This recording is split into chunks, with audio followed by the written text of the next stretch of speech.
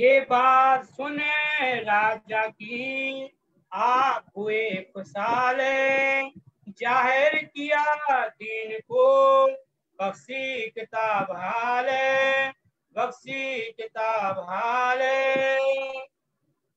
ये बात राजा के घर में कोई को न आई नजर।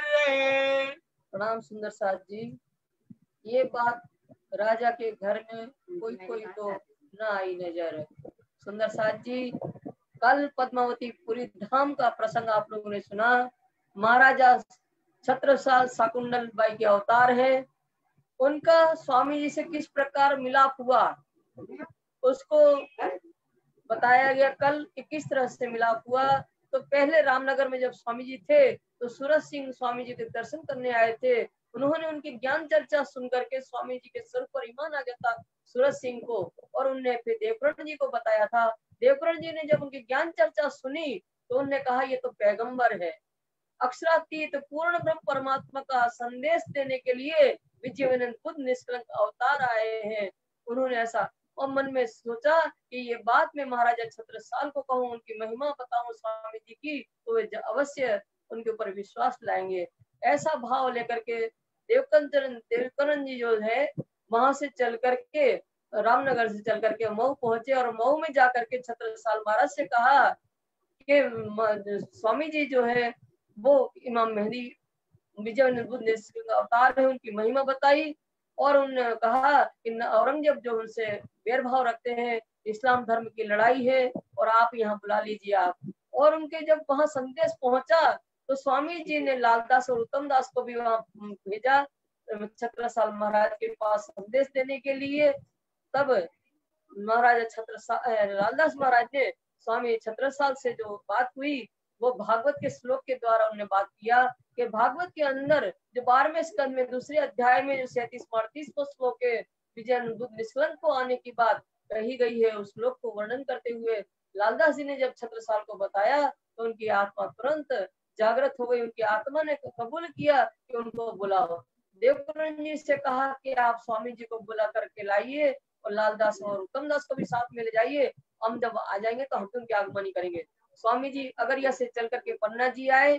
पन्ना जी में आए जब तो स्वामी लालदास जी कहते हैं कि नदी किलकिला तीर पे उतरे परमहंस आए, इनके सिरदार अक्षरातीत थोर सुख अपना पाए। वो भूमि जो मूल मिलावा में ले ली थी पद्मावतीपुरी धाम पन्ना की भूमि को, वो भूमि जब आ गई तो थोर झंडे की चितले आए। जो जागनी ब्रह्मांड और जागनी के लिए जो झंडा लिया था मंगलपुरी धाम से, वो झंडा को यहाँ स्थापित करने के लिए, मुक्ति पीठ की स्थापना करने के लिए निजानंद संप्रदाय का झंडा यहाँ स्थापित किया और वो भूमि को अपने चित्त में ले लिया। जो भूमि पन्ना की जो भूमि मूल मिलावा में ले ली थी, और यहाँ अक्षरातीत पूर्ण ब्रह्म परमात्मा ब्रह्मंगना को लेकर के आए हैं। ये कल आप लोग ने प्रसंग सुना।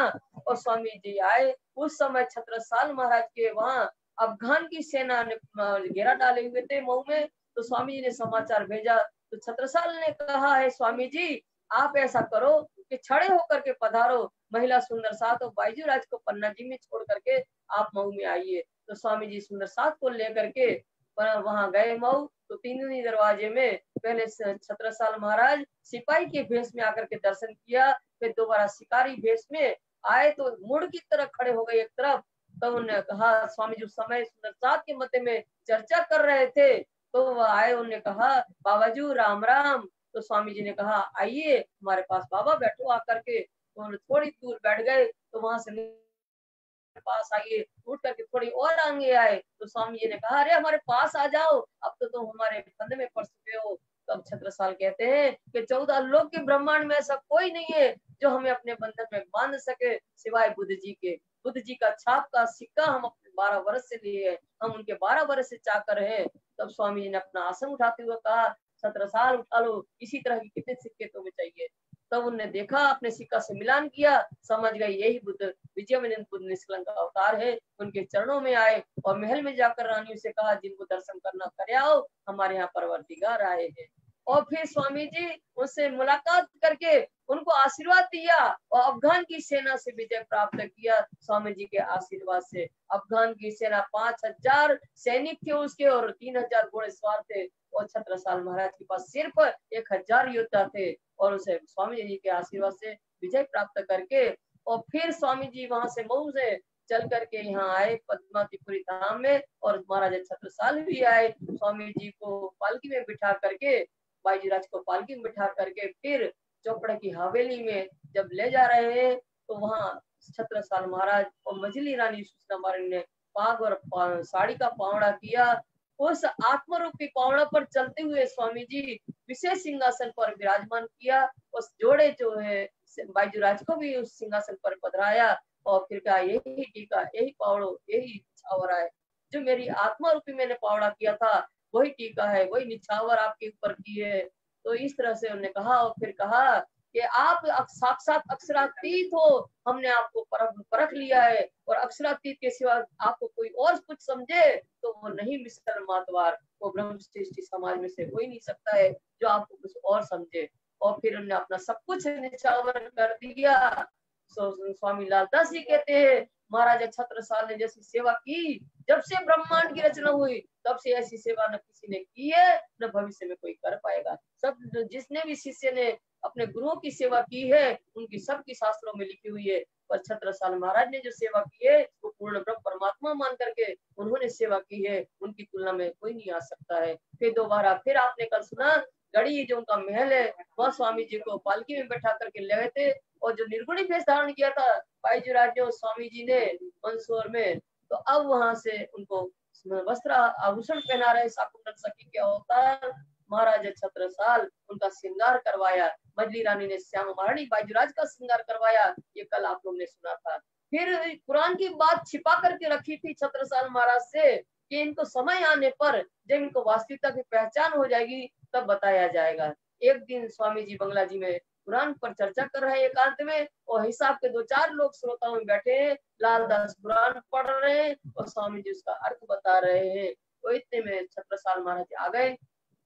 उन्होंने संकेत से पूछा कि लालदास जी से कि आज एकांत में इस तरह से गुप्त रूप से आप क्या पढ़ रहे हो। तो उन्होंने कहा हमें आप बताने की आज्ञा नहीं है। फिर स्वामी जी से अनुमति लेकर के छत्रसाल महाराज को पास से बुलाया स्वामी जी ने और फिर स्वामी जी ने कहा ये कुरान जो मोहम्मद साहब लाए हैं इसमें सब हमारा ही हकीकत लिखी है, हमारा सब स्वभाव है, हमारे ही सब मतलब की बात इसमें लिखी है, हमारा संदेश आया है कुरान के माध्यम से। और छत्रसाल इसमें मेरो तेरो और रूहल्ला का सबका नाम दे चंद्र का इसमें हमारी तीनों में जो घटना घटित हुई वो सारी हकीकत भविष्य वाणी के रूप में इस कुरान में लिखी है, हमारी सारी हकीकत लिखी है। ये बात सुनकर के छत्रसाल महाराज को आवेश आ गया।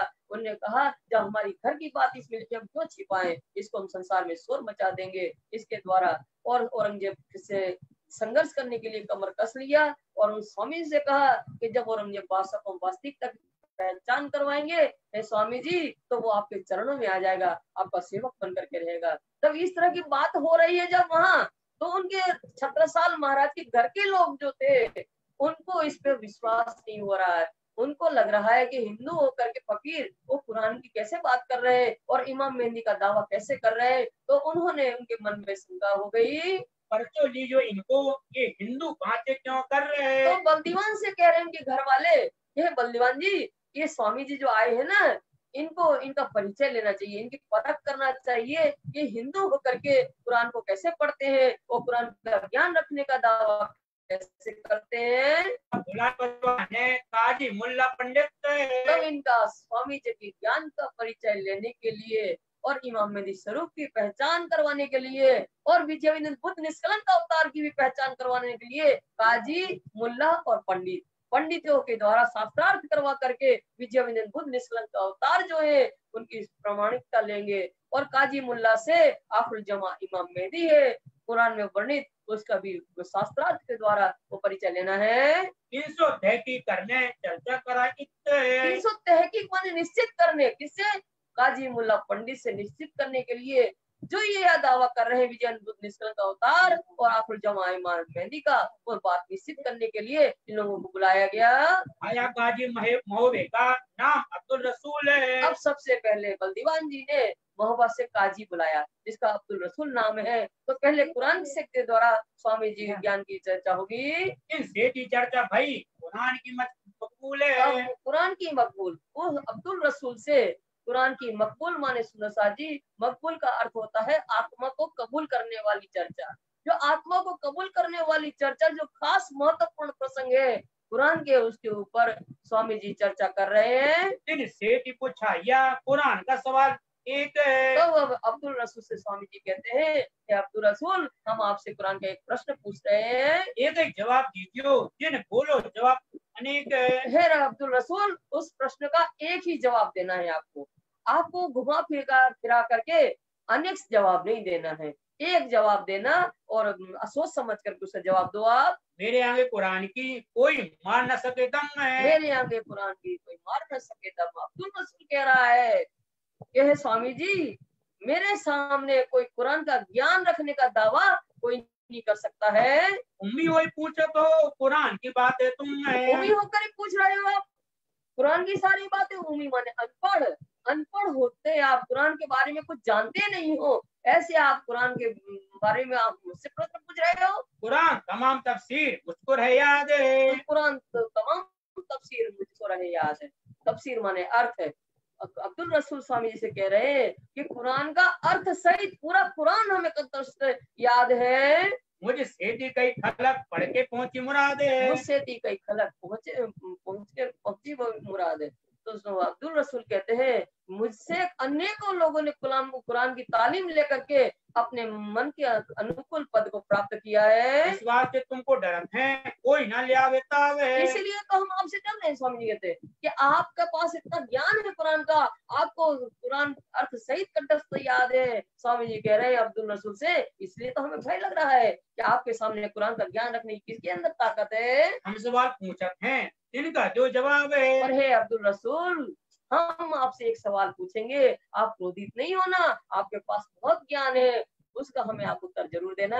क्यों दुनिया की पैदाइश से लिखी बीच कुरान है। क्यों दुनिया की पैदाइश लिखी बीच कुरान है। स्वामी जी प्रश्न कर रहे हैं अब्दुल रसूल से, हे अब्दुल रसूल कुरान के अंदर जो दुनिया की पैदाइश है, जो मानव सृष्टि की रचना का जो वर्णन है उसमें कुरान के अंदर वो किस प्रकार का लिखा है। समझ जवाब दीजिए, है बात बड़ी फिरकान है। बात बड़ी फिरकान है। हे अब्दुल रसूल सोच समझ करके ही इस प्रश्न का उत्तर देना, क्योंकि फिरकान माने कुरान का ये महत्वपूर्ण प्रसंग है। तब जवाब काजी दिया हम क्यों कर कहीं खिलाफ है। तो काजी अब्दुल रसूल कह रहा है स्वामी जी हम इसके खिलाफ क्यों बोलेंगे, जैसा कुरान में लिखा है सृष्टि क्रम का वर्णन, जैसे दुनिया के पैदाइश के बारे में जो लिखा है कुरान के अंदर उसी के अनुसार ही हम बात करेंगे। बूढ़े हुए पढ़ते हमारे दिल है साफ है। हम तो कुरान पढ़ते पढ़ते बूढ़े हो गए और कुरान पढ़ करके हमारे हृदय जो है पवित्र हो गए हैं। जो कभी ये कुरान और हाथ बोले हैं। और जो कभी कुरान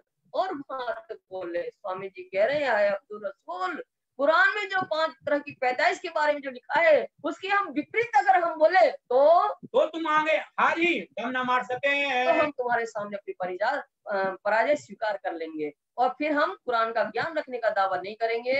5 बार की पैदाइश लिखी अल्लाह कलाम है। तो अब्दुल रसूल कहता है कि अल्लाह कलाम ने कुरान में 5 तरह की पैदाइश लिखी है। सृष्टि का क्रम जो है मानव सृष्टि का क्रम 5 तरह से बताया गया है। खबर कोई ना पावी पड़ी खलक तमाम है। तो अब्दुल रसूल कहते हैं कि सारे लोग इसको पढ़ते हैं इस प्रसंग को कुरान में जो लिखा है, पर कोई भी इसके बारे में जानकारी नहीं पा रहा है कि क्या लिखा है इसमें। तब कुरान आगे धरी खोल देखो किताब है। तब स्वामी जी ने अब्दुल रसूल के सामने कुरान रख दिया और कुरान रख करके कहा कि देखो खोल करके इसको। तिलकर रसूल में लिखा आया नहीं जवाब है। और देखो कुरान के तीसरे सिपारे जो तिलकर रसूल नाम का जो सिपारा है उसके अंदर तुम खोल करके देखो ये प्रसंग लिखा हुआ है। उनसे की पैदा भाई ये जो आम खलक है। ये जो उनको समझ नहीं आएगा एक तो आगे वो भूलेगा। देखो कुरान के आगे धरी खोल देखो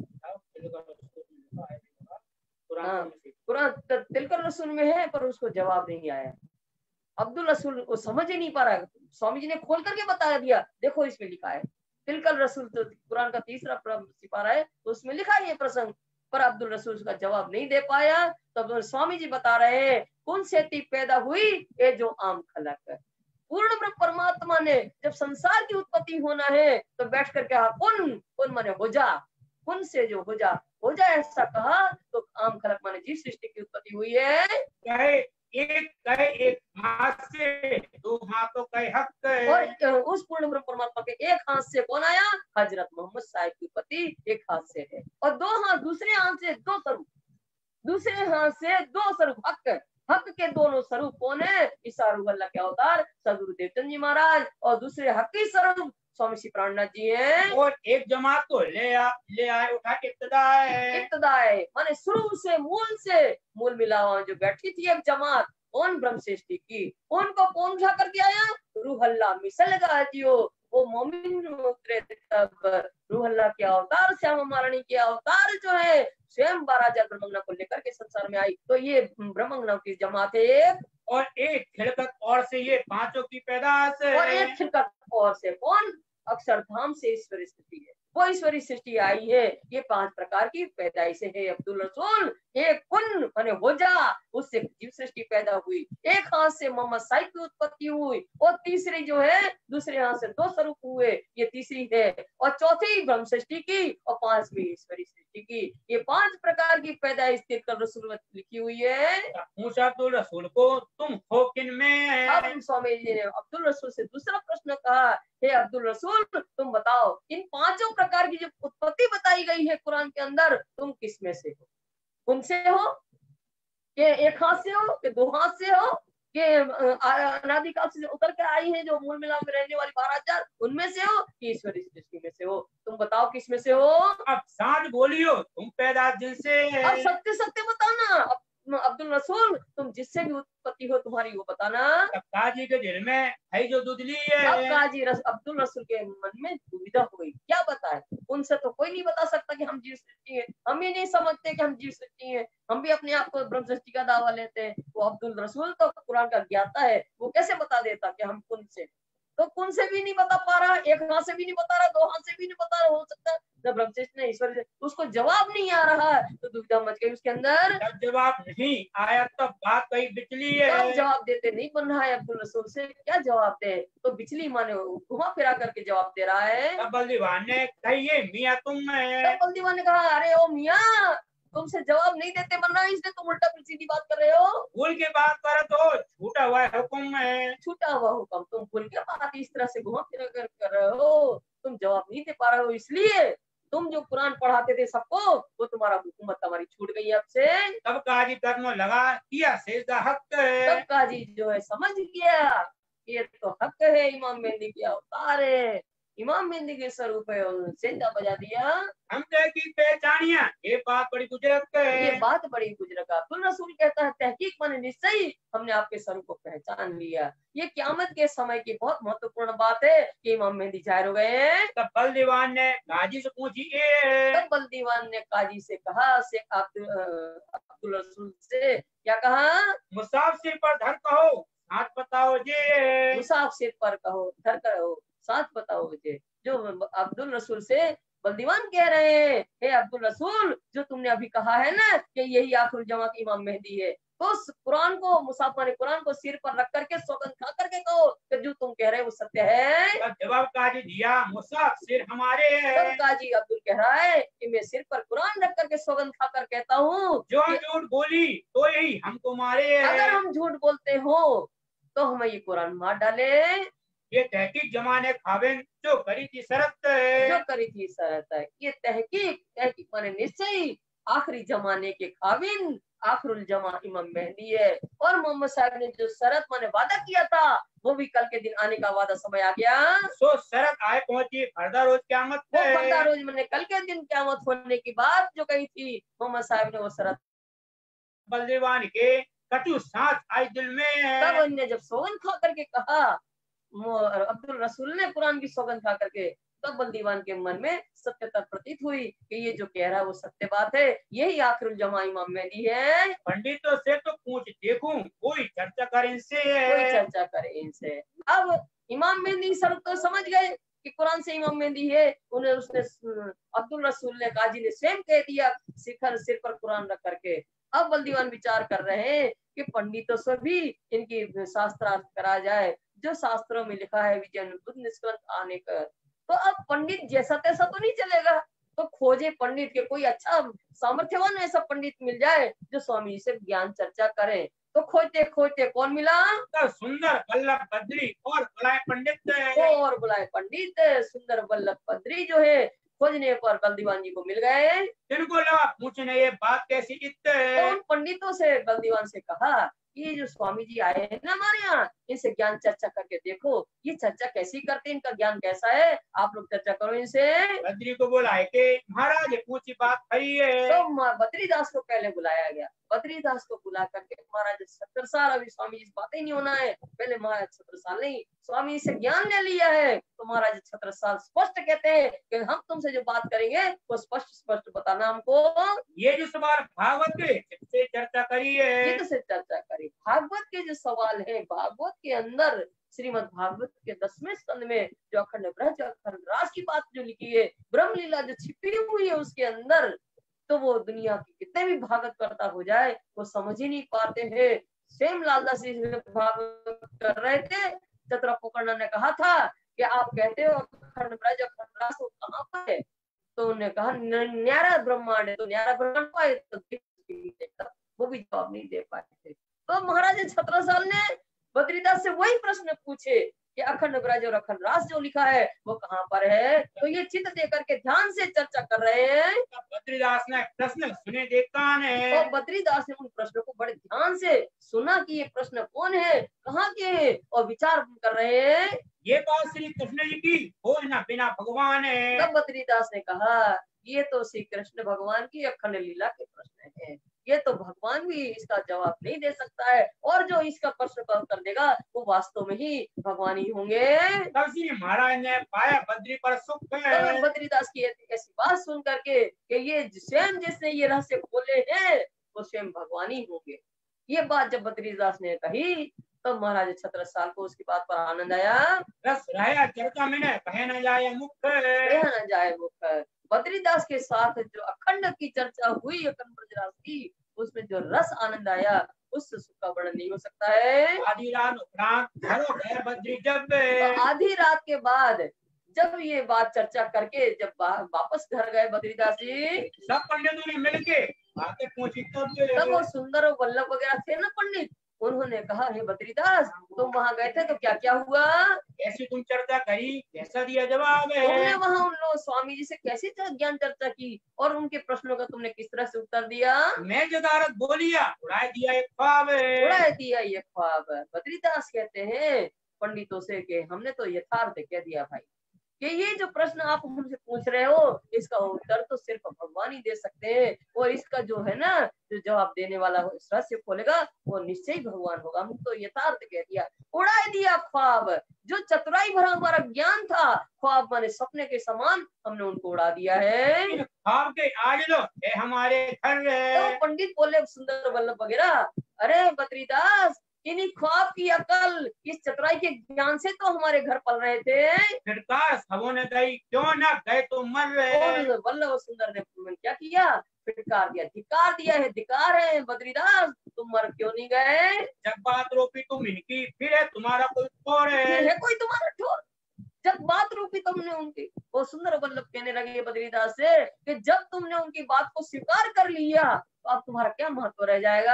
अब मारो जाए के बात करो जाए और बात करो और जाए। सुंदर वल्लभ कहते हैं बद्रीदास तुम जाओ दोबारा उनसे फिर से ज्ञान चर्चा करो और उन स्वामी जी को पराजित कर दो। हम ये सवाल बनाए के लेके जाओ तुम, और हम दोनों बैठ करके रात को अपन सवाल बनाए कृष्ण के श्रीमद् भागवत के हम प्रश्न नए बनाते हैं और फिर उनसे इन स्वामी जी इन प्रश्नों को उत्तर लेना है। जागे खंड करो अभी मदद हम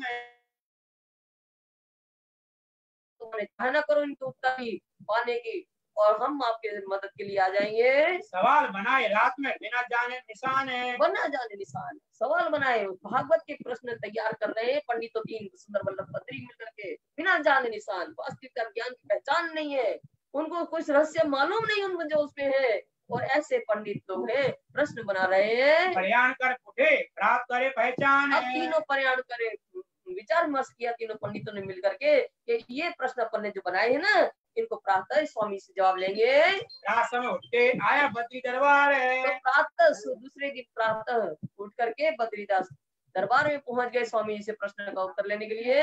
बलदीवान को पास से यह खबरदार है। तो बलदीवान से मिले बद्रीदास जी और उसे इस बात से सावधान किया कि हम फिर से दोबारा चर्चा करना चाहते हैं। भाई बैठ महाराज सो अभी बातें करते और है। तब लालदास तब बलदीवान महाराज कहते हैं 17 साल महाराज से कि बद्रीदास आए हैं, वो कह रहे हैं कि हम दोबारा ज्ञान चर्चा करना चाहते हैं स्वामी से। तब पूछा महाराज ने रात की बात किस और है। रात की बात किस और है। महाराज 17 ने कहा बद्रीदास से कि जो रात की तुमने कबूल किया था ना, ये तो सेम परमात्मा क्या होता है जिन्हें एक रस से खोले हैं। और अब वो बात कहाँ गई तुम्हारी रात की? ये प्रश्न भागवत हम तो सब जानते हैं। तब बद्रीदास कहते हैं ऐसे जो हमने रात को पूछे ना, उस समय हमारा बुद्धि कुछ काम नहीं कर रही थी।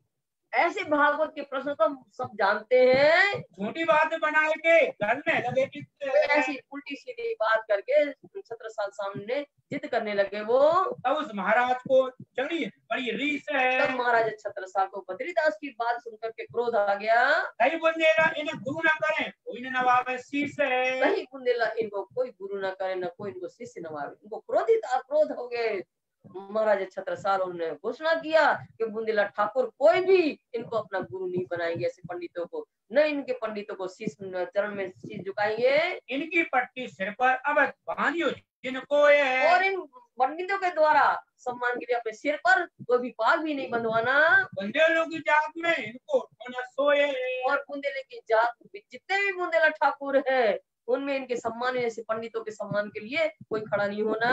सुंदर वल्लभ बद्री भले मिले कलमा है। तो स्वामी लालदास जी कहते हैं सुंदर वल्लभ बद्री भले मिले कलयुग। कलयुग के अंदर बहुत अच्छे पंडित मिले हैं। ये 14 विद्या निपुण है एक जानतना है। ये अपने आप को 14 विद्या के निपुण मानते हैं कि हम 14 विद्या के ज्ञानी हैं, पर एक ही विद्या का इनको ज्ञान नहीं है। ये तो अपना पेट पालन के लिए पंडित बने हुए हैं। फिर बलदीवान आगे भाई जो चर्चा जो रहे। फिर बलदीवान के सामने बद्रीदास ने उनसे सारी हकीकत बताई अपनी। सब पंडितों ने मिलके मेरा चित्ती अमरो रे। बलदीवान से कहने हम तो रात को ही स्वीकार कर लिया था कि ये तो परमात्मा के स्वरूप है, पर ये सारे पंडितों ने मिलकर के ही हमें भ्रमित कर दिया था। जेर भाई सब पंडित हते भाई इस्लाम है। और जेर भाई सब पंडित इस तरह से सब पराजित हो गए और स्वामी जी की विजय हुई। वे विजय भाई इस्लाम सत्य धर्म निजान धर्म की विजय हुई। कापर से मोह हुए के ले गए अपने ठाम है। और कापर कौन? ये पंडित लोग जो थे शर्मिंदा के कारण अपना मुख को श्याम मुंह करके लज्जित होकर के घर गए।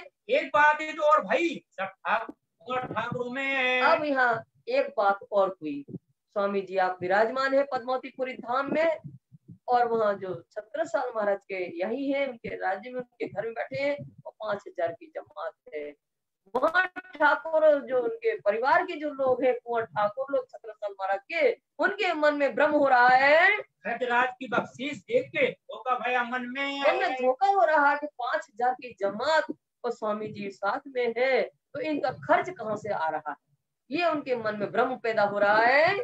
से पहुंचे नहीं, ये उठक है कहाँ से? और खर्च यहाँ से राजकोट से जा नहीं रहा है, फिर इनका खर्च कहाँ से चल रहा है इनके पास रसायन, ये सब जानी मन में तो मन में ये विचार करे, सबके अंदर एक भ्रम पैदा हो रहा है कि स्वामी जी है ना, इनके पास कोई ऐसी रसायन बूटी है, उसके चमत्कार से ये सुंदर साथ का खर्च चल रहा है। सिवाय महाराज के सबके मन में बस गई है। सिवाय एक महाराज के, महाराज 17 साल इस तरफ ध्यान ही नहीं दिया, इसलिए उनके मन में ये बात आई नहीं। बाकी उनके परिवार के सभी लोगों के मन में ये बात घर कर गई कि इनके पास जरूर कोई ऐसी तंत्र बूटी है।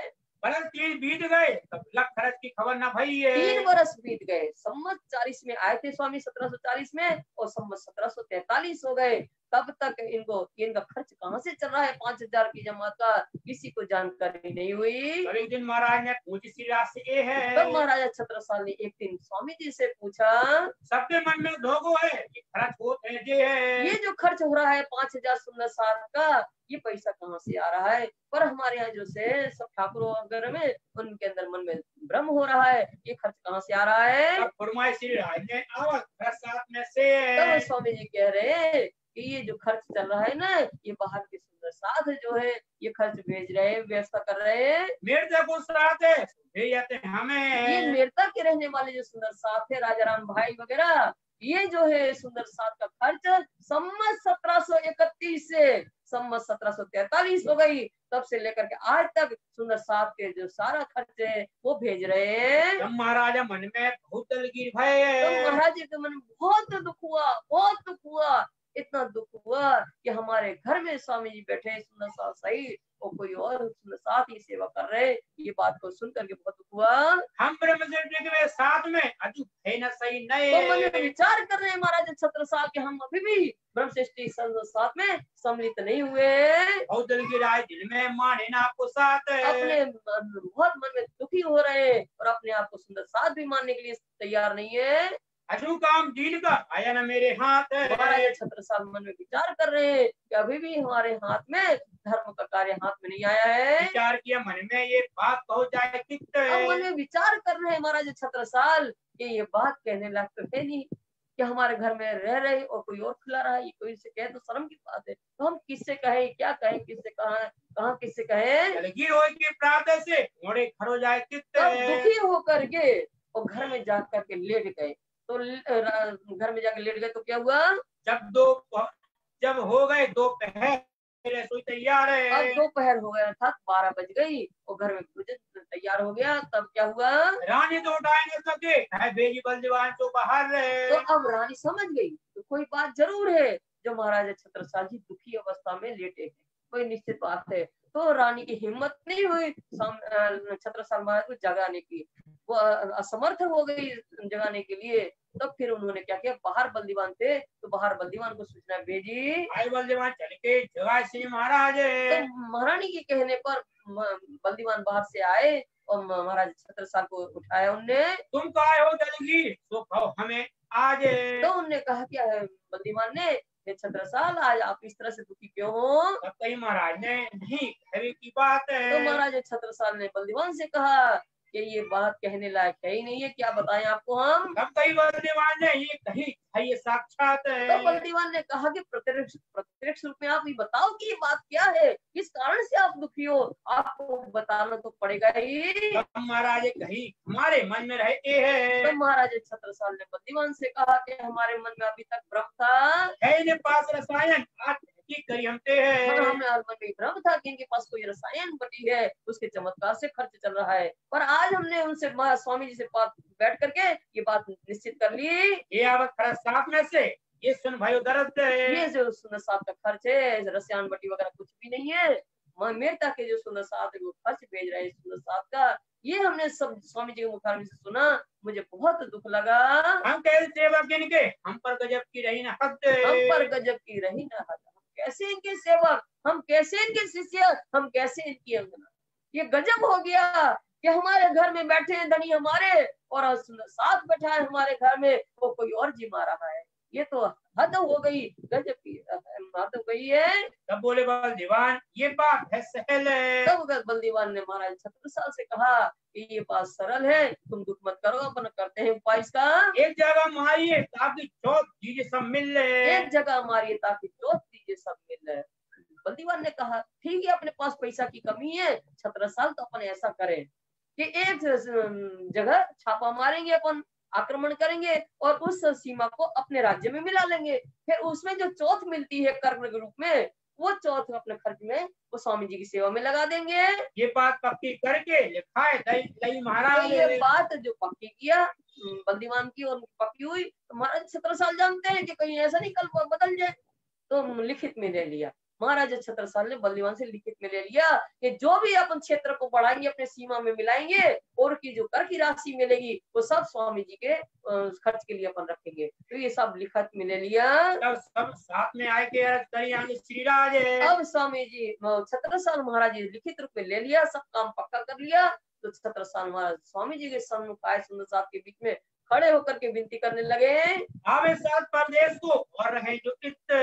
हे स्वामी जी, विनती करते हुए कह रहे छत्रसाल जी, हे मेरे धनी, जो भी सुंदर साथ परदेश से आने वाले हैं और जो अभी स्थानीय सुंदर साथ अभी रह रहे, इन सब के भोजन की व्यवस्था, इनके सारे खर्च की सेवा हम करना चाहते हैं। इन सब की सेवा की मोहे गरज करो नित्य। मुझे गरज है, मैं करूँ नित्य प्रतिदिन की सेवा, भोजन की और जितनी भी खर्च की सेवा है वो हम अपने मेरा आत्मा के सुख के लिए, मेरी गरज है मेरी आत्मा सुख पाक होगी, इसलिए हम करना चाहते हैं प्रतिदिन। और करी अरज हजूर में करो इलाज बाहर निकलने को। और दूसरी अरज ये भी कहा छत्रसाल महाराज ने स्वामी से, हे धनी आप यहाँ से बाहर निकलने का उपाय कीजिए। सब ठाकुरों मिल विचार कियो एक जगह मारने को।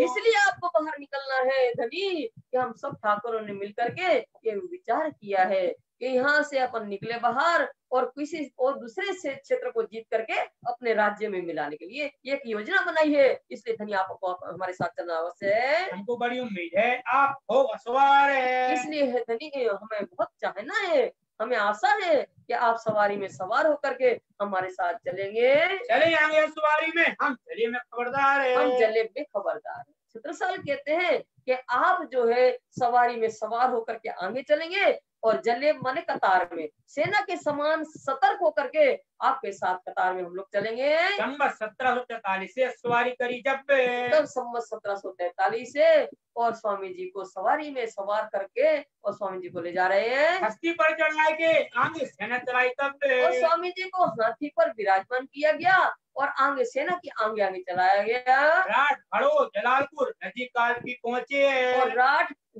खड़ोत और जलालपुर की सीमाओं को जीतकर अपने राज्य में मिलाते हुए और स्वामी जी इन छत्रसाल महाराज वगैरह को कालपी पहुंच गए। मुल्ला काजी सैयद सब जमा किए। अब कालपी जब पहुंचे तो ऐसा नहीं सिर्फ क्षेत्र को बढ़ाने के लिए स्वामी जी को ले जा रहे, धर्म का चर्चा प्रचार भी जागने का काम भी करना है। तो कालपी में पहुंच करके महाराजा छत्रसाल ने मुल्ला काजी और सैयद इन सबको एकत्रित किया। इनसे कुरान हदीसों की चर्चा करी जब और उनसे सैयद मुल्ला काजी से स्वामी जी कुरान और हदीस की चर्चा हो रही। कुरान हाफिज की वाणी है, हदीस फोस की वाणी है मोहम्मद साहब की, उसके ऊपर चर्चा हो रही है। इस्लाम में 100 महजर लिख दिया तब जेल हुए इस्लाम में 100 महजर लिख दिया तब। जब स्वामी जी की ज्ञान चर्चा हुई इमाम मेहदी के जाहिर होने के बाद वो क्यामत के 7 निशान खोल करके स्वामी जी ने उन मोहम्मद जो सैयद काजी मुल्ला वगैरह थे उनको जब बताया तो सब स्वामी जी की चर्चा सुन करके आधीन हो गए और उन्हें स्वीकार किया कि आप ही आखिरुल जमा इमाम मेहदी हो। जो कुरान में वर्णित है वो सब उन्होंने स्वीकार कर लिया, आधीन हो गए और फिर उन्होंने महाजरनामा लिख दिया। महाजरनामा माने तांबे के पत्र में सारी हकीकत लिख दी कि यही आखिर जमा इमाम मेहदी है। ये हम तहकीक किया खाली जमाने का, हम तहकीक किया। वो मुल्ला काजी लोग लिख रहे हैं तांबे के पत्र में, हमने तहकीक माने निश्चय किया कि कुरान में जो वर्णित है वो आखिरी जमा इमाम मेहदी स्वरूप यही है। हम अपनी आंखों देख दिया जो कुरान हदीसों में लिखा, जो कुरान और हदीसों में लिखा है उनके आने के निशान वो हमने इनके स्वरूप के अंदर आंख अपनी नजरों से देख लिया। वो काजी मुल्ला सब तांबे पत्र में लिख रहे हैं। तो पहुंचाया सर तोरे को कानो सुना सुल्तान है, कानो सुना सुल्तान। वो तांबा पत्र जो महाजरनामा था उसमें सारी हकीकत लिख करके काजी मुल्ला सरे तोरे को, सरे माने शरीयत, तोरा माने हुकूमत, शरीयत पर आधारित जो हुकूमत कर रहा है औरंगजेब बादशाह उनके पास ये पैगाम पहुंचा दिया गया और उसको सुन करके उस तांबा पत्र को महाजरनामा को पढ़ करके भी उसने सिर झुका लिया। सुन के सिर नीचा किया छूटा नहीं गुमान है। और औरंगजेब बादशाह ने उसको पढ़ा और पढ़ करके सिर झुका लिया। औरंगजेब बादशाह के अंदर जो गुमान है वो गुमान नहीं छूटा। मुनकरी रसूल सो लिखी बीच कुरान है, मुनकरी करी रसूल सो लिखी बीच कुरान है। कुरान में लिखा है आखिरी रसूल कौन है? स्वामी श्री प्राणनाथ जी, पैगाम देने वाले, परमात्मा का संदेश देने वाले आखिरी रसूल स्वामी श्री प्राणनाथ जी के पैगाम को अविज्ञा दिखाई, मुनकरी करी, माना नहीं, स्वीकार नहीं किया। तो कुरान में उसके लिए क्या लिखा है? सो क्यों ईमान लिया जो मोहर लिखी तो कान है। कुरान में लिखा हुआ है कि इनके दोनों कानों में मोहर लगी हुई है, तब सत्य वस्तु नहीं सुन सकते। जब सत्य वस्तु नहीं सुनेंगे तो इनके ईमान क्यों आएगा? इनके परमात्मा के प्रति विश्वास उत्पन्न हो ही नहीं सकता है। साधु निशान क्या मत जहर किए जब, और तांबा पत्र में लिख रहे हैं काजी मुल्ला साहब कि क़यामत जो कुरान में लिखा है कि जब इमाम मेहदी जाहिर होंगे तो 7 निशान क़यामत के जाहिर हो जाएंगे। वो सारे क़यामत के 7 निशान की प्रत्यक्ष जो जाहिर हो गए सारी हकीकत लिख रहे हैं। दावा हुई जहर सुर मगरब, तो उसमें लिख रहे हैं 7 किसानों क़यामत के निशानों का वर्णन करते हुए काजी मुल्ला तांबा पत्र में लिख रहे हैं कि दाबतुल अर्ज जो जानवर लिखा है उसमें कि दाबतुल पशु प्रवृत्ति का जो जानवर ऐसा होगा, पर वो मनुष्य ही पशु प्रवृत्ति के मनुष्य है, वो जाहिर हो गए हैं। और दज्जाल जो है क्या करेगा, वो परमात्मा की राह पर नहीं चलने देगा और मोमिनों को कष्ट देगा। वो दज्जाल भी जाहिर हो गया है। लड़ा दज्जाल अहमद सो फिर बात न देखा तब तो दज्जाल ने क्या किया, अहमद से लड़ा। अहमद कौन है, स्वामी श्री प्राणनाथ जी। अहमद की ये अहमद नहीं है, अहमद का अर्थ होता है लड़ने वाला, न्याय करने वाला। न्याय करने वाला तो न्याय कब करते हैं, जब दोनों ज्ञान होता है। तो इनके अंदर मोहम्मद साहब भी अंदर है, कोई रूहुल्लाह का ज्ञान भी इनके अंदर है, तो इनको अहमद की उपाधि मिली है। ऐसे स्वामी श्री प्राणनाथ जी जो अहमद के स्वरूप है, उनसे दज्जाल जो प्रवृत्ति के लोग हैं वो लड़ रहे हैं, संघर्ष कर रहे हैं। वो आजूज माजूज जाहिर बेटे आप इसके, और आजूज और माजूज बेटे आफिस के कुरान में लिखा है कि बेटे आफिस के हैं आजूज और माजूज, तीनों रात काल चक्र जो है ये बेटे आफिस माने कल्याण जी के, और कुरान में लिखा है नूह नबी के पोते हैं ये।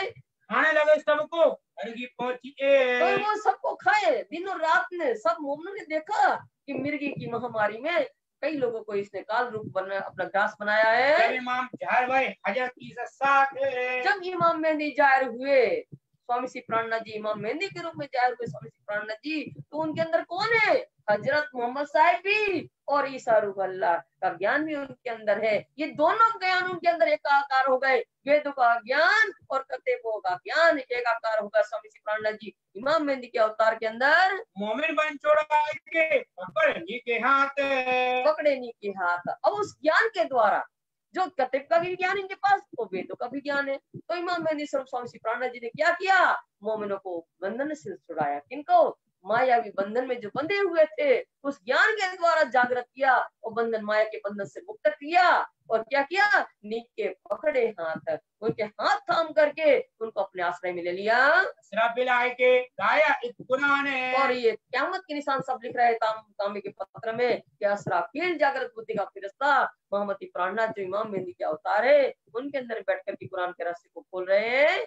नीके मोमिन सुनते इन भाई पहचान है। और कुरान के रहस्य कौन सुन रहा है, मोमिन सुन रहे हैं। नीके मन अच्छी प्रकार उन ध्यान देकर के सुनने वाले ये मोमिन है, क्योंकि उनको ही उन बात की रहस्य, कुरान के रहस्य की जानकारी इनको है, क्योंकि उनका ही संदेह सजाया है।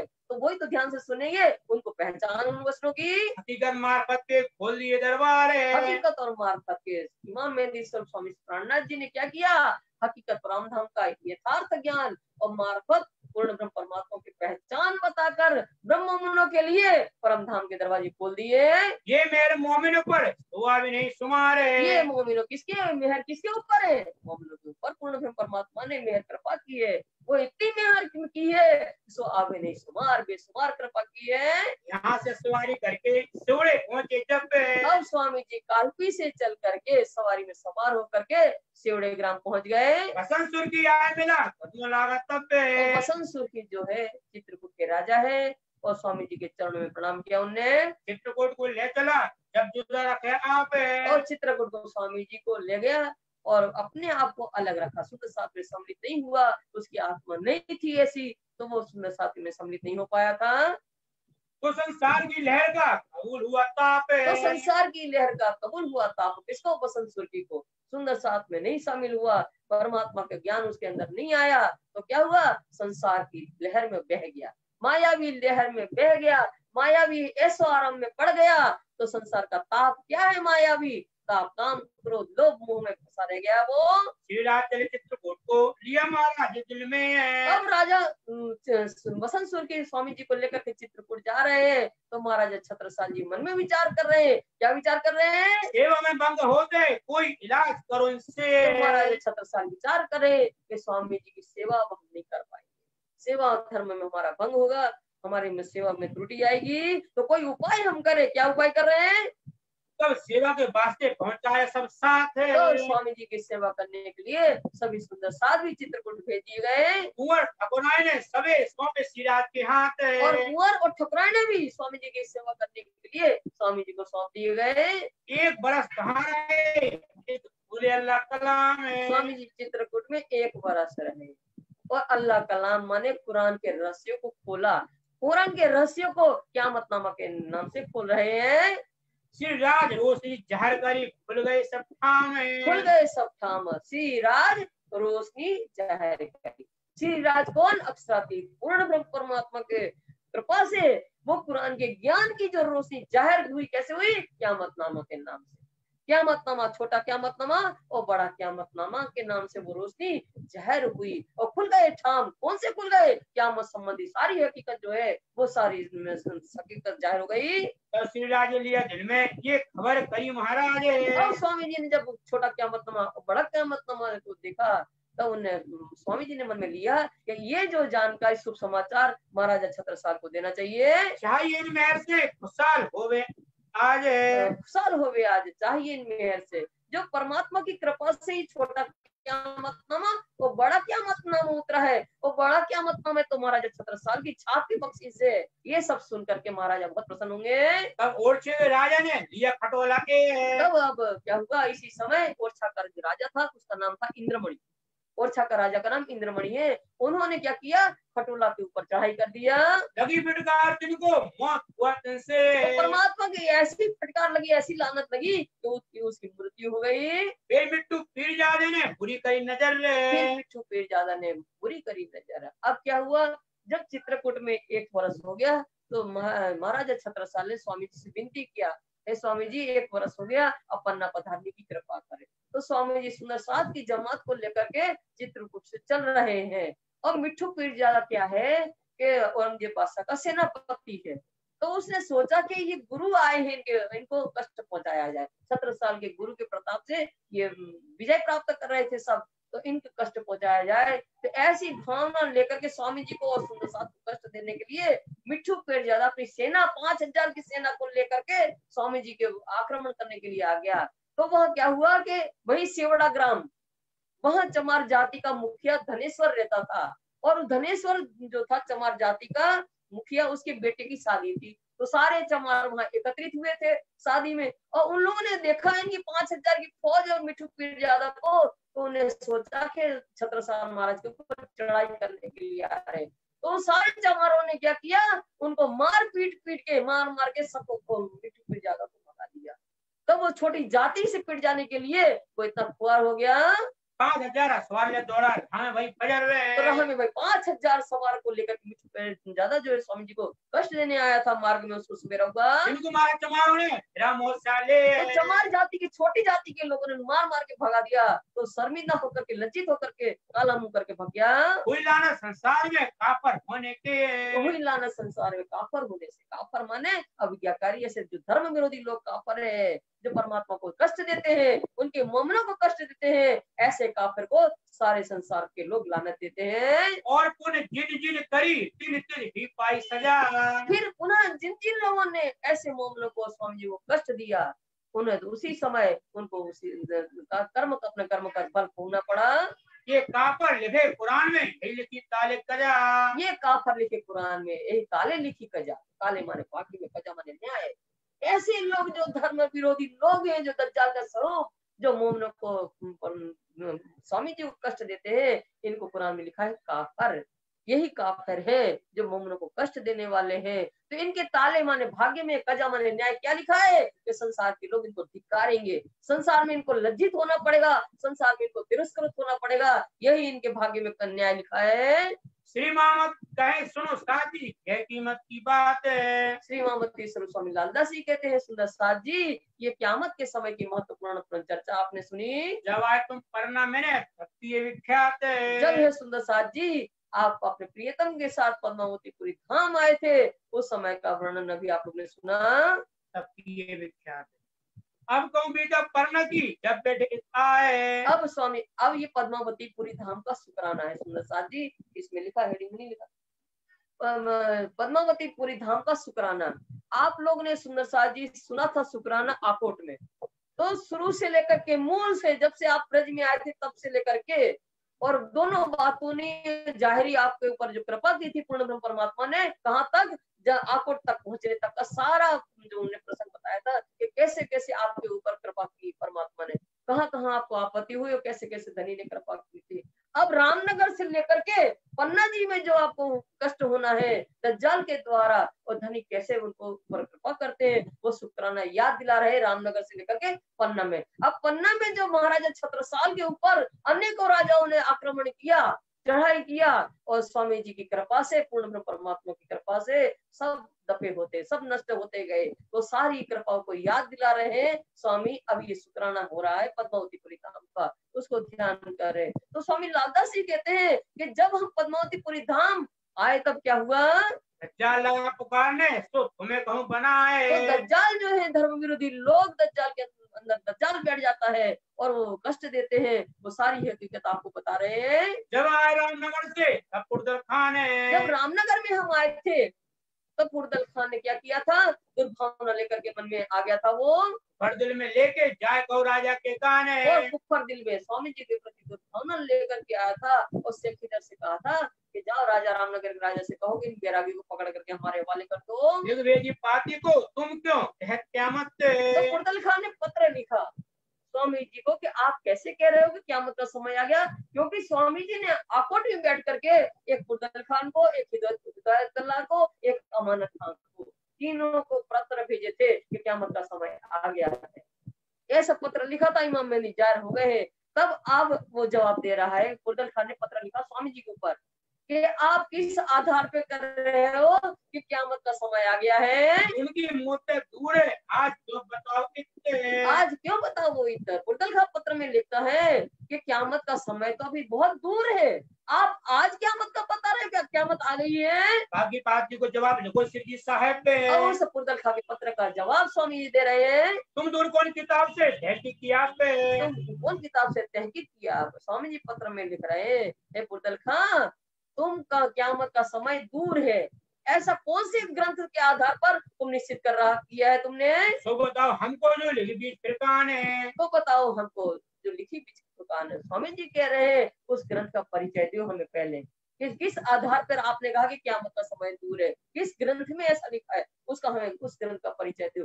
अगर बात करते हो फिरकान माने कुरान की, तो कुरान में जो 7 निशान क़यामत के हैं लिखे कि क़यामत के बड़े बड़े 7 निशान जब जाहिर होंगे तब उसमें लिखा है कि इमाम मेहदी आएंगे, इमाम मेहदी जाहिर हो जाएंगे, समझ लेना। तो वो तो हो गए हैं, वो तो वो जाहिर 7 क़यामत के निशान है। तो क़यामत के 7 निशान जो लिखे हैं उसमें कुरान में, वो तो प्रत्यक्ष रूप में जाहिर हो गए हैं। जो मगरब दिन रोशनी का अंधेर है। तो उसमें लिखा है क़यामत का निशान कुरान के अंदर, एक मगरब माने पश्चिम दिशा से सूर्य उदय होगा, पर उसको शोर शराबों से ढका हुआ होगा उसका ज्ञान, इसलिए आपके लिए वो अंधकारमय सूर्य है। तुम ना किया, अब नजर करो फिर। हे पुरदल खान सूर्य तो उदय हो चुका था ज्ञान का कुरान में, तो आगे पर तुम शोर शराबों पे ढके होने के कारण उसकी रोशनी को तुम नहीं देख पाए, पर अब फिर से सूर्य उदय होने वाला है, क्योंकि इमाम मेहदी जाहिर हो गए हैं और सूर्य ज्ञान का प्रकाश फिर से फैलाने वाले हैं। अब तुम ध्यान से देखना, जाहिर क्या दज्जाल जोर है। और निशान बता रहे क़यामत के। स्वामी जी पत्र में लिख करके पुरदल खान को कि दाबतुल अर्ज जो लिखा है वो पशु प्रवृत्ति के मनुष्य जाहिर हो गए, और दाबा और दज्जाल भी, दज्जाल जो है ऐसा दज्जाल अविज्ञाकारी लोग के अंदर, आसुरी प्रवृत्ति के लोग के अंदर बैठ करके उत्पाद कर रहे हैं। ईमान लिया छीन के बड़ा दिन में सो रहे हैं। दज्जाल क्या कर रहा है, लोगों के अंदर बैठ करके परमात्मा के प्रति जो ईमान था वो ईमान को छीन लिया उसने, और परमात्मा के मार्ग पर नहीं चलने दे रहा है। देखा तो आज पुरदल का अभी भी तो रात देख रहे हो कि क़यामत नहीं आई, और आज माजिद जो दिन रात काल स्वरूप जो है वो जाहिर हो गए हैं। लोगों इस्लाम पे भाई फलक बाहर है। इस्लाम पे समर्पित जो लोग हैं, सत्य धर्म पर समर्पित लोग जो मोमिन हैं, उन्होंने प्रत्यक्ष रूप में देखा आजुज और माजुज दिन और रात काल स्वरूप जो है मिर्गी की महामारी के समय उन्होंने देखा है कि लोगों को खा गया वो असराफिल गाया कुरान के सुकन ने, और असराफिल जागृत बुद्धि का फिरस्ता जो है इन्हें इमाम मेहदी स्वामी प्राणनाथ जी के अंदर बैठ करके कुरान के रस को जाहिर कर रहे हैं। सुनाते खास गिरो मोमिन ने, और कौन सुनाया नीचे मैंने अच्छी प्रकार, मोमिन खास गिरो मोमिन जो है उस ज्ञान को लेने वाले हैं, वही ध्यान से सुन रहे हैं। हजरत ईसा उतरे आए दावत कई इमाम है, और हजरत ईसा रूहल्ला जो आए, ईसा रूहल्ला क्या होता है, सदगुरु देवचंद जी क्या किया, इल्म लुदनी ले आए, इल्म लुदनी ले आए, उस तारतम ज्ञान को पा करके इमाम मेहदी स्वरूप क्या है, इमाम मेहदी स्वरूप स्वामी जी प्राणनाथ जी क्या करते हैं, आह्वान कर रहे हैं, आत्म जागृति का आह्वान, मतलब उनको निमंत्रण दे रहे हैं लोगों को। जो कागज चारों फूटो सबको फूटा है तमाम। तो वो तारतम ज्ञान ब्रह्म ज्ञान जो है इमाम मेहंदी ने क्या किया, चारों दिशाओं में फैला दिया है। आज तो सोते नींद में वो ऐसा लिखा सुकन ने। हे पुरदल खां, तुम अभी भी नींद में सो रहे हो, अज्ञानता की नींद में सो रहे हो, इसलिए तो तुम ऐसा लिख रहे हो कि क़यामत का समय भी दूर है। बिनसीब तुम क्या करो, ये काम ईमान मोमिन ने। ये काम ईमान मोमिन है। हे पुरदल खां, तुम्हारे भाग्य में नहीं है, इसलिए तुम कर ही क्या सकते हो। ये तो ईमान क़यामत पर, इमाम मेहंदी पर ईमान लाने वाले ये खास गिरोह मोमिन है, इनको ही विश्वास है, तो वो आनंद ले रहे हैं। अब तुम्हें जाहिर होगी हकीकत क़यामत है। अब है पुरदल खां तुम्हारे बीच में, और क़यामत की वास्तविकता तुम्हारे अंदर जाहिर हो जाएगी। आए ना ये तुम पर जो पुराने साहित्य, तो कुरान में शायद मैंने समय लिखा है क़यामत का, उस नजदीक आ गया है। तुम्हारे अहदी आए थे बीच रामनगर रे। पुरदल खां तुम्हारे यहदी माने प्रतिनिधि बनकर कैसे किधर आए थे रामनगर में, वो तहकीक कर गए हैं, खुद तहकीक कर गए, तुम्हें कहाँ भी न पड़ी खबर रे। वो स्वयं हमारे स्वरूप को देख करके, हमारे ज्ञान को देख करके निश्चित कर गए थे कि यही आकुल जमा इमाम मेहंदी है, और तुम्हें समाचार भी भेजा था, फिर भी तुम्हें अजीब जानकारी नहीं हुई। अब तुम हल्के बाऊ तो बिना बाऊ उड़े जो तूले। पुरदल खां तुम बहुत हल्के हो, छूचे हो, तुम्हारे विचारों में दम नहीं है। जैसे बिना बाव उड़े तूल, तूल माने धुआं, बाव माने हवा, जैसे धुआं बगैर हवा के उड़ता है, धुआं को हवा की जरूरत नहीं होती है, धुआं करो तो उड़ता रहता है, ऐसे ही तुम्हारे विचारों में दम नहीं हो, तुम बगैर हवा के उड़ते हो। तो हाल तुम्हारा होते सुन रहेगा सूले। ऐसा ही हाल तुम्हारा है, कछु न रहेगा, सूल माने प्रतिष्ठा, तुम्हारा ऐसे विचारधारा तुम्हारी रही ना, तुम्हारे विचारों में दम नहीं तो तुम्हारी कोई भी प्रतिष्ठा नहीं रहेगी। ये लोग भेजी पाती को सुनाने जवाब है। तो ये पत्र लिख करके जवाब जो पुरदल खां ने लिखा था कि आप कैसे कहते हो तो कुरान क़यामत आ गई, उसका जवाब स्वामी जी ने लिख के भेजा। अब उसका उत्तर भी नहीं दिया, उसने कहा कि आप उत्तर देना, तो पुरदल खां क्या उत्तर देता, जवाब नहीं आया। फिर उत्तर ना दिया, बिना अंकुर ना पावे सवाब है। बिना अंकुर न पावे सवाब, उसने उत्तर नहीं दिया स्वामी जी को, बिना अंकुर न पावे सवाब, अंकुर न होने के कारण वो आत्म जागृति का लाभ नहीं प्राप्त कर सका। जब हमारी लड़कपुर तक हुआ असवार है। अब ये छत्रसाल महाराज के ऊपर बता रहे हैं कि कैसे कैसे छत्रसाल महाराज के ऊपर कृपा हो रही है।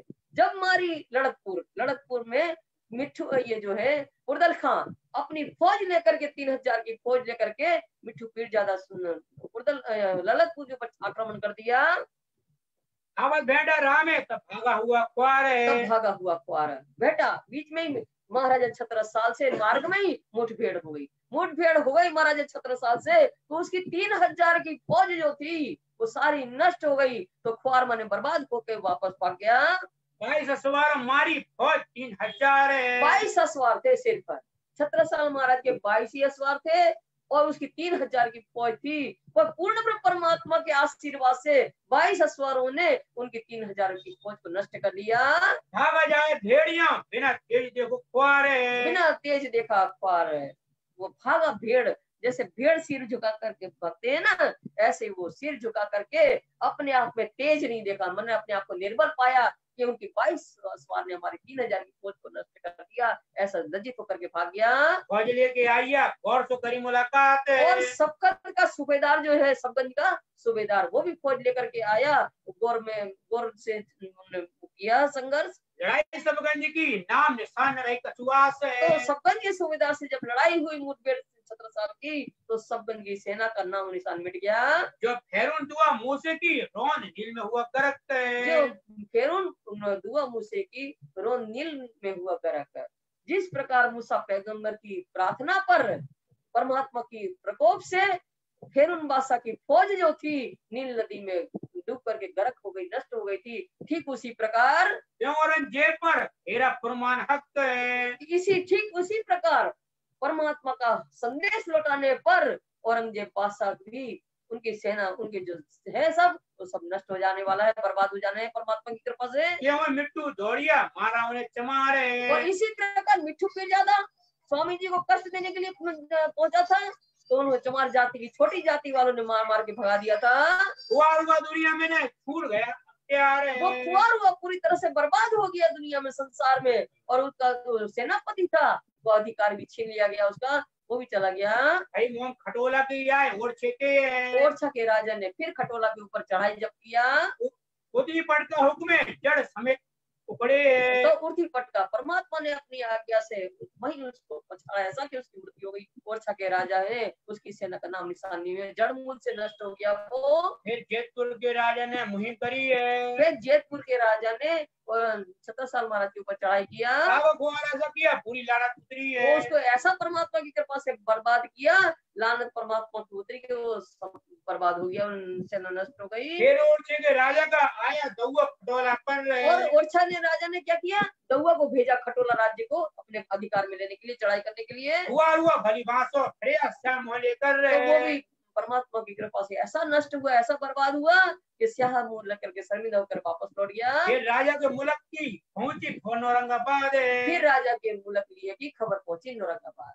औरंगजेब के पास ये समाचार मिला कि छत्रसाल महाराज जो है उनकी सीमाओं में घुसपैठ करके उनके क्षेत्र को अपने राज्य में मिला रहे थे छत्रसाल महाराज। ये बात, ये समाचार औरंगजेब बादशाह के पास पहुंचा, तब सुरसा ने रणमस्ता को फौज लेके भेजा विवाद। ये बात सुनी शाह माने औरंगजेब बादशाह ने, तो रणमस्ता को बहुत बड़ी सेना दे करके छत्रसाल महाराज के पास चढ़ाई करने के लिए भेज दिया। पीछे से पीरजादे होते भाई सारद रसूल की जब, पीछे से मिट्ठू पीरजादा में से हुई सारद रसूल की जब। रणमस्ता को तो भेज दिया सेना दे करके औरंगजेब बादशाह ने छत्रसाल महाराज के ऊपर चढ़ाई करने के लिए। फिर यह बाद में क्या हुआ कि मिट्ठू पीरजादा ध्यान में बैठे। जब ध्यान में बैठे तो क्या देख रहे हैं ध्यान में कि रसूल मोहम्मद जो है स्वामी श्री प्राणनाथ जी के अंदर बैठ करके भिस्त के सिंहासन पर विराजमान है। ये जब उन्होंने देखा वहां भिस्त के सिंहासन पर स्वामी श्री प्राणनाथ जी को, रसूल मोहम्मद साहब के रूप में स्वामी श्री प्राणनाथ जी को देखा, तो ये इशारा जो है इसने मिट्ठू पीरजादा ने बताया औरंगजेब बादशाह को कि ये जो स्वामी जी है ये साधारण नहीं है, ये इमाम मेहंदी के अवतार ही हैं। इनसे लड़ने भेजोगे अपनी सेना तो तुम्हारी सेना ही नष्ट होनी है और तुम्हें विजय कभी प्राप्त नहीं होगी। ये उनके गुरु है छत्रसाल के, कभी विजय प्राप्त नहीं होगी। जब इस तरह से मिट्ठू पीरजादा ने औरंगजेब को बताया तो उनके कहने पर औरंगजेब ने इनको रणमस्तका को वापस बुलाने के लिए पत्र लिखा। समय विचार करके लिखा किया ने तब वो सब बात को मिट्ठू पीरजादा की बात पर विचार करके और औरंगजेब बादशाह ने पत्र लिखा रणमस्तका को। 7 मजर रणमस्तका गया था चल के ले हुक्म औरंगजेब बादशाह के आदेश से वो निकल चुका था और इतना चल चुका था कि 7 जगह पड़ाव डाल दो उतना मार्ग चल चुका था रणमस्तका औरंगजेब के आदेश से। पर अब पत्र मिला तो वापस लौटेगा।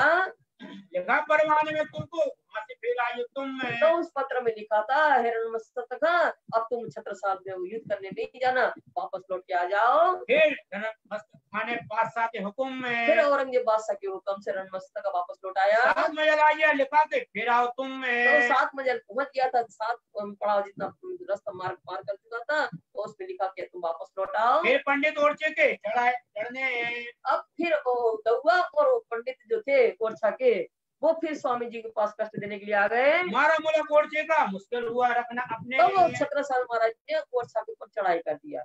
तब उन्होंने जब चढ़ाई किया छत्रसाल महाराज ने तो ओरछा के नगर के जो लोग थे भीतर भीतर हो गए, अपने आप को बचाना मुश्किल हो गया उन लोगों को। दौआ और पंडित पर कसाला जोर है। दौआ और पंडित जो ओरछा के राजा ने भेजा था इनके ऊपर तो उनको अनेक कष्टों का सामना करना पड़ा उन लोगों को। विघन पड़े होते ही ये दज्जाल शोर है। और विघन जहां जहां ये लोगों ने ऐसे काम किए दज्जाल लोगों ने तो वहां उनके अनेक कष्टों का सामना करना पड़ा उन लोगों को। फिर राणा प्रताप सिंह ने बुरी कही नजर है। और फिर राणा प्रताप सिंह ने भी छत्रसाल महाराज के ऊपर बुरी नजर किया। तो खुआरी आपस में भाई क़यामत की फजर है। क़यामत की फजर है, आपस में खुआरी हुई। राणा प्रताप सिंह की सेना आपस में परस्पर लड़के मर के नष्ट हो गए। ये क़यामत की फजर, क़यामत का निशान है कि अध्यात्म जागृति के समय ऐसा ही होने वाला है।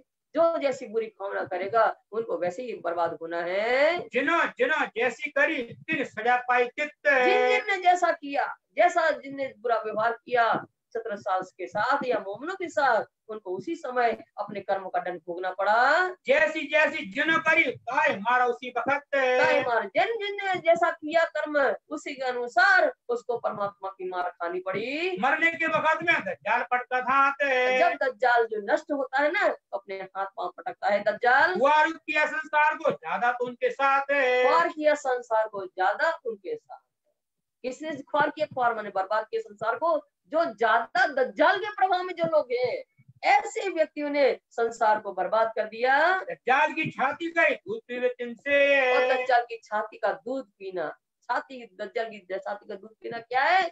दज्जाल से परपोषित होना, दज्जाल प्रवृत्ति से पोषित होना, आसुरी प्रवृत्ति से होना, वो कहता है दज्जाल की छाती का दूध पीना। ऐसे लोग जो दज्जाल प्रवृत्ति की जो लोग हैं सुखारी उनसे रहे परेशानी में। तो ख्वारी हुए ऐसे लोग जहाँ रहते हैं दज्जाल प्रवृत्ति के लोग वहाँ सब बर्बाद करते हैं और स्वयं भी परेशानी में रहते हैं। उजाड़ सब शहरों का कहाँ होना आराम है। ऐसे जो दज्जाल के लोग जहाँ रहते हैं वो शहर सब उजड़ जाते हैं और किसी को भी आराम से नहीं रहने देते हैं। सब परेशान होंगे अपने अपने काम में। ऐसे फिर दज्जाल की प्रवृत्ति के लोग क्या अपने उनके सीधे काम से स्वयं परेशान होते हैं। भलाई जो उतरी सो दफे होए मोमिनों की बरकत भलाई जो उतरी सो होए मोमिनों की बरकत से दफे।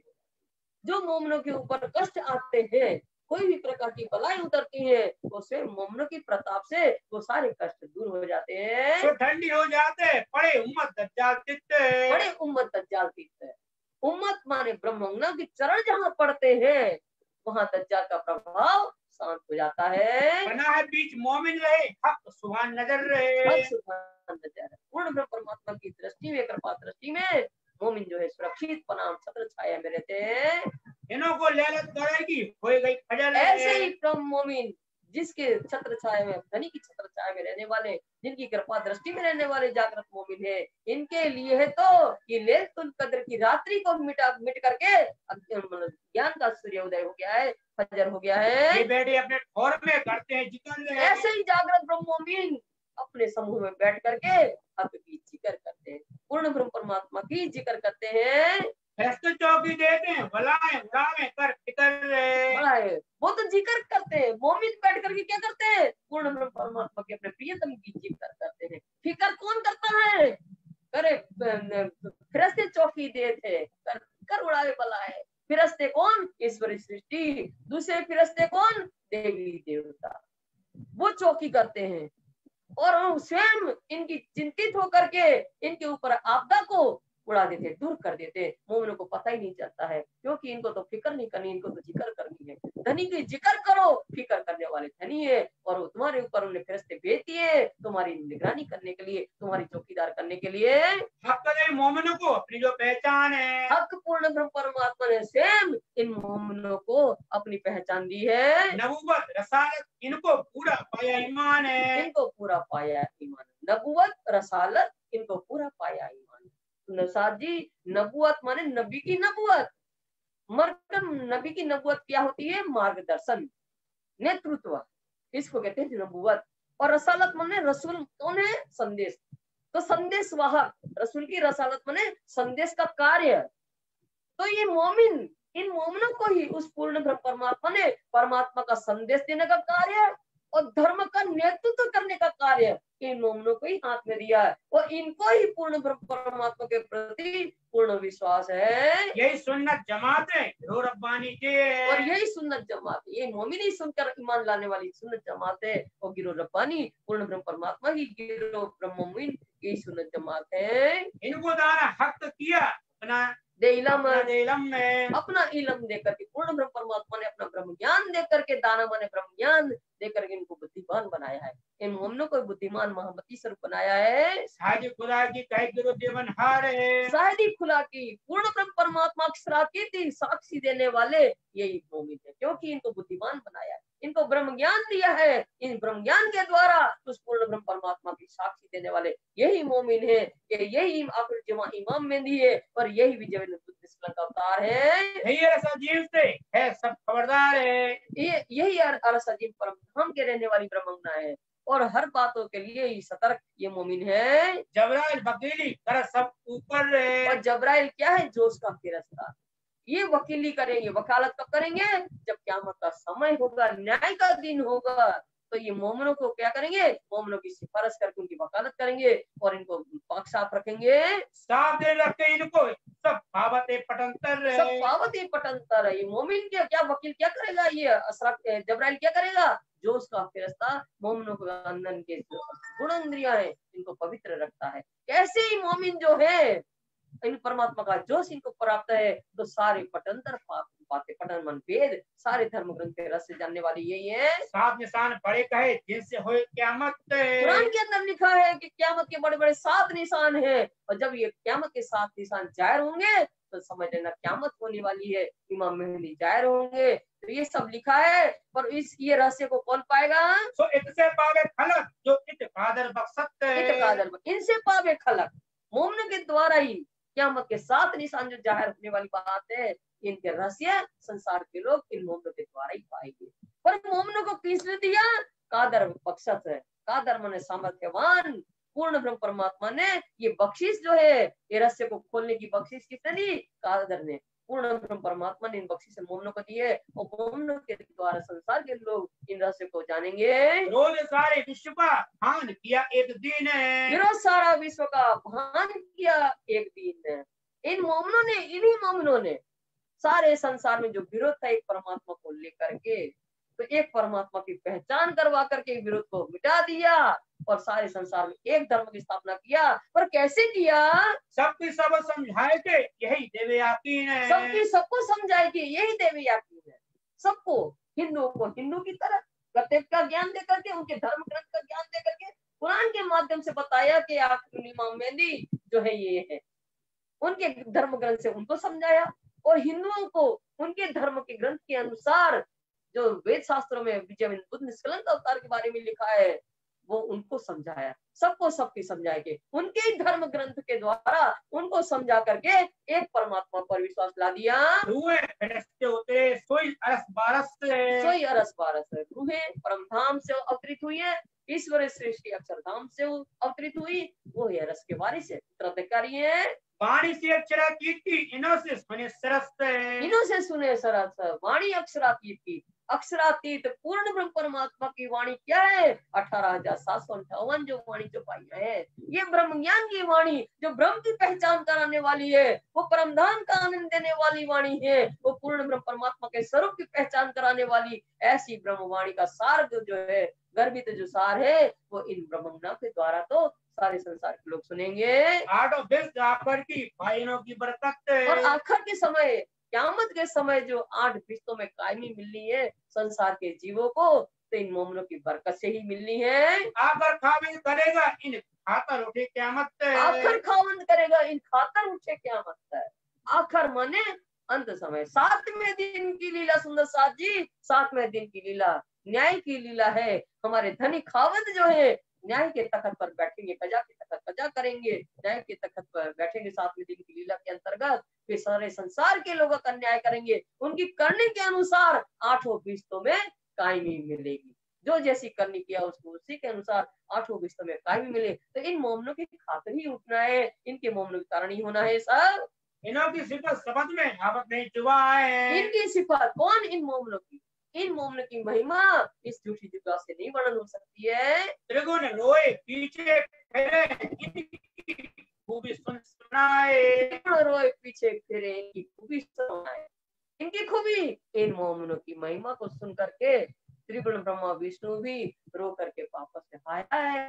ऐसे ब्रह्म मोमिन हमारे यहाँ आए थे और हमने इनकी पहचान नहीं की, ऐसा त्रिगुण भी ब्रह्मा विष्णु रो करके पछताते हुए वापस लौटेंगे। श्री मोहम्मद याद करो शुक्राना। श्री मोहम्मद स्वामी लालदास जी कहते हैं, हे सुंदर साथ जी, वो पूर्ण ब्रह्म परमात्मा ने जो हमारे ऊपर अपार अपार कृपा की है, उन कृपाओं को याद करिए। मेहर करी तुम ऊपर हमारी सिफत में सुभाना। वो पूर्ण ब्रह्म परमात्मा ने आपके ऊपर जो अपार कृपा की है, अपार कृपा की है, और स्वयं पूर्ण ब्रह्म परमात्मा आपके इसका और आपके बलिदान की महिमा स्वयं पूर्ण ब्रह्म परमात्मा आपकी सिफत में मंगा रहे हैं। तुम्हारी सिफत करे सुभाना, तुम्हारी सिफत करे सुभान। श्री महामती कहे मोमिनो, श्री महामती कहे मोमिनो, याद करो शुकराना, याद करो शुकराना।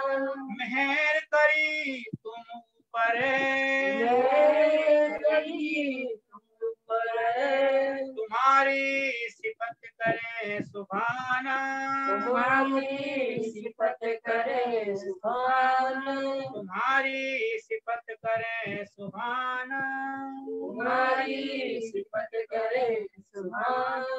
बोलो श्री प्राणनाथ प्यारे की जय।